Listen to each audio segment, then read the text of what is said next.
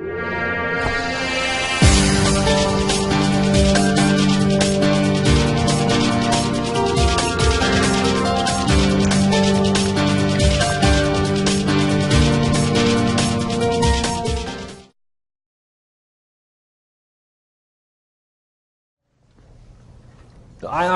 an idealist.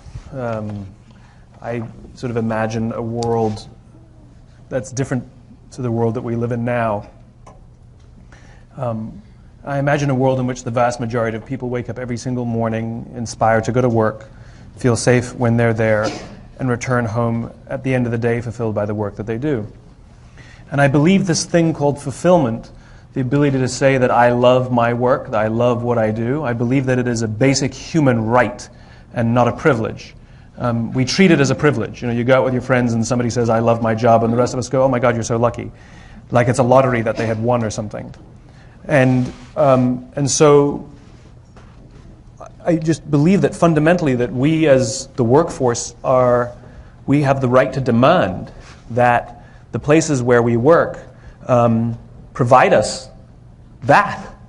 The irony is it's actually good for them. That's the big joke. We're more engaged. We offer more discretionary effort. We offer our big ideas simply because they said, come here and enjoy yourself and feel safe and have a good time and let us help you grow. Many of the traditional business practices that are considered normal today are left over from the 1980s and 90s. Remember, the 80s and 90s were boom years. Most companies grew. It was a time of relative peace, and it was a kinder, gentler Cold War. We weren't practicing hiding under our desks in school. And a lot of the business philosophies that were being espoused and proposed were for those times. So the concept of shareholder supremacy, for example, was a theory proposed from Harvard in the late 1970s, just a theory. The concept of using mass layoffs to balance the books was a practice that did not exist in the United States prior to the 1980s. Did not exist, right?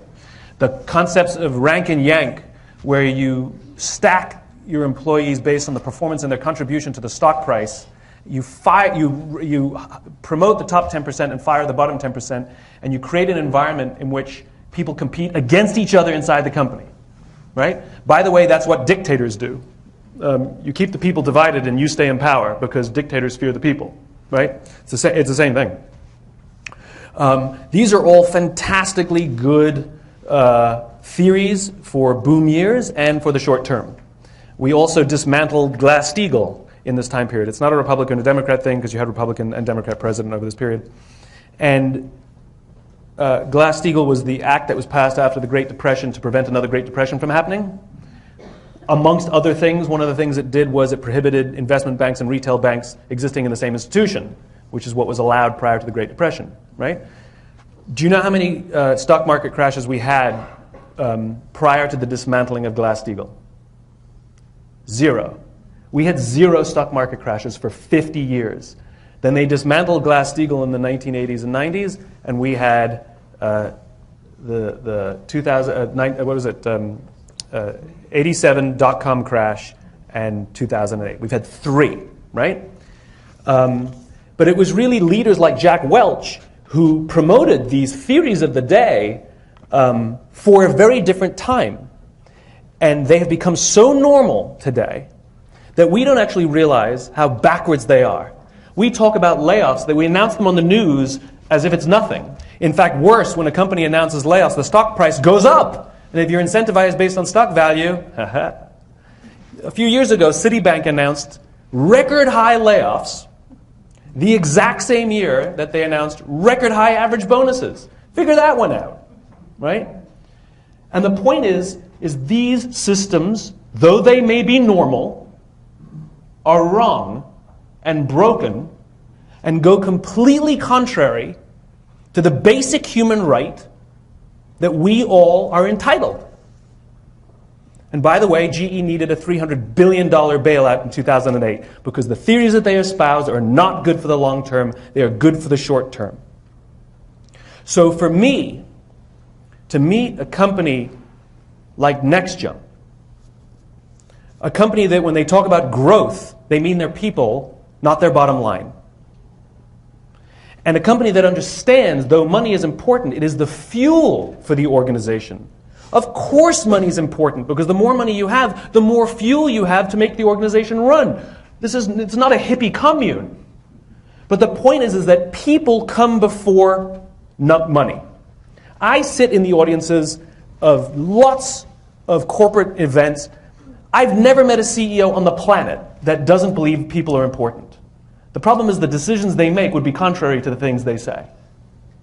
They stand there with their lists of priorities, and it says, number 1 priority, growth. Number 2 priority, shareholder value. Number 3 priority, customer. Number 4 priority, employee. See, our people are important. Number 4. Even when they say customer first, that means your employee is at least number 2. Right? And the irony is, when you take care of your employees take care of your customers, and your customers take care of your shareholders. And the big joke is that the numbers prove it. The numbers prove it. You look at people-focused companies, they outperform numbers-focused companies over the long term dramatically. GE versus Costco. Costco, year after year after year, criticized by Wall Street for having a flat stock price. But if you compare the price of Costco's stock to GE over the course of the past 30 years, you'll see that GE made 600% of its money when the same year that if you invested the year that Costco went public. What did I say, 600%? S&P 500, 600%. Costco, 1,200%. Double, 2x! It's good for the shareholder. I can no longer be accused of being a crazy idealist if what I imagine exists in reality. That's why companies like this are very, very important for us to study. Do they have everything right? Of course not. Are they trending in the right direction? Absolutely. Are they operating completely counter to what we consider to be normal business practice of the day? You bet they are. And here's the best part. Their numbers prove it. So for all the cynics out there who believe that numbers matter, numbers come first, and performance comes before people, guess what? They outperform their competitors year after year after year. They surprise even themselves. Study that book and study this company. Because mark my words, if we have anything to do with it, in 10 or 20 years we will completely undo all the nonsense that bastards like Jack Welch promoted in the 80s and 90s. Is that enough? Okay.